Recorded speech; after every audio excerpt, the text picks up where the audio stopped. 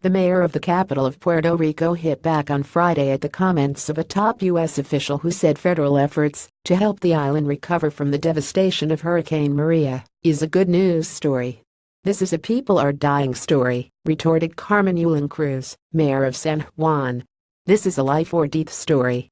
The day before, Elaine Duke, who, as acting Secretary of Homeland Security, is helping coordinate U.S. help after the hurricane, said she was satisfied with the response so far. "I know it is really a good news story in terms of our ability to reach people and the limited number of deaths that have taken place in such a devastating hurricane," Ms. Duke said.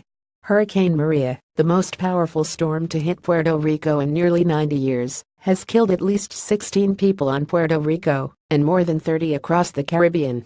In Puerto Rico, where most of the island's 3.4 million residents faced a 10th day without power and struggled to find clean water and fuel, Ms. Cruz bristled at Ms. Duke's comment. "I would ask her to come down here and visit the towns and then make a statement like that," said the mayor.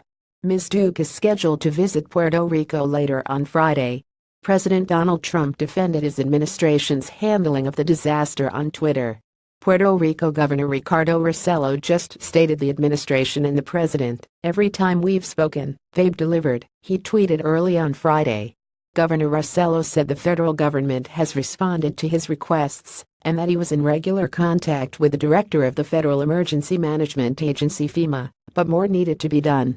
"We are maximizing all of the resources that we have so that we can deliver goods, water, food and supplies," he said. "We do have severe logistical limitations. It has been enhancing, but it's still nowhere near where it needs to be." Long road back, Ms. Cruz acknowledged President Trump's help, but asked for more immediate action. "Mr. Trump, we appreciate everything you're doing, and we know it can be done faster," she said on CNN. "Let's just put a crew out there with enough equipment, and let's just push things out of the way and move." Even with a ramped-up response, the problems facing Puerto Rico will take a long time to resolve. More troops, medical supplies and vehicles were on the way to the island, which is a U.S. territory, but it will be some time before it is back on its feet, according to the senior U.S. general appointed to lead military relief operations. "We're certainly bringing in more," said Lieutenant General Jeffrey Buchanan on Friday, a day after he was appointed by the Pentagon to oversee the U.S. response. Air Force, Navy, and Army medical capabilities, as well as more aircraft, helicopters of different types, and more logistical support are being dispatched. "It's not enough, but we're bringing more in," the general said.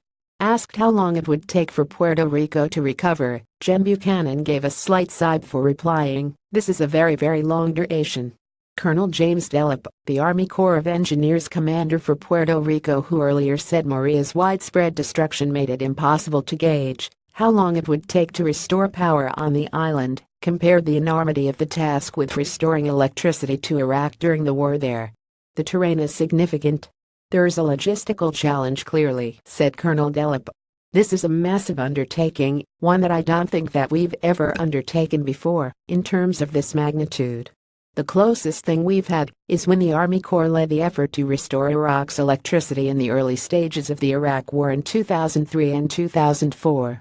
Read more. Trump waives Cargo Act to let more relief get through to Puerto Rico. Battered Puerto Rico hospitals on life support after Hurricane Maria. The names given to natural disasters tell us stories we know little about. Hurricane Maria. Power knocked out across Puerto Rico. Hurricane Maria heads toward already battered Caribbean islands.